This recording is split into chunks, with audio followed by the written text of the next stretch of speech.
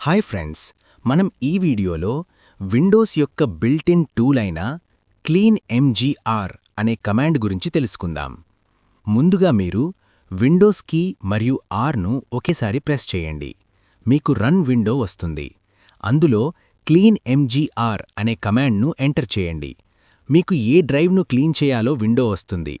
అందులో మీరు క్లీన్ చేయాల్సిన డ్రైవ్ను సెలెక్ట్ చేసుకోవాలి. అందులో అన్ని చెక్ బాక్సెస్ను సెలెక్ట్ చేసుకొని ఓకే బటన్ను ప్రెస్ చేయాలి. అంతేకాక క్లీనప్ సిస్టమ్ ఫైల్స్ అనే బటన్ కూడా ప్రెస్ చేయండి.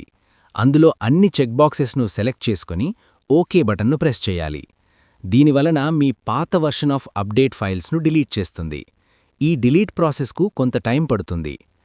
పై కమాండ్ వల్ల మీ సిస్టంలోని టెంపరరీ ఫైల్స్, సిస్టమ్ క్యాషెస్ మరియు అన్నెసెసరీ ఫైల్స్ను డిలీట్ చేసి మీ డ్రైవ్ యొక్క స్పేస్ను పెంచుతుంది మరియు మీ సిస్టమ్ యొక్క పర్ఫార్మెన్స్ను ఇంప్రూవ్ చేస్తుంది.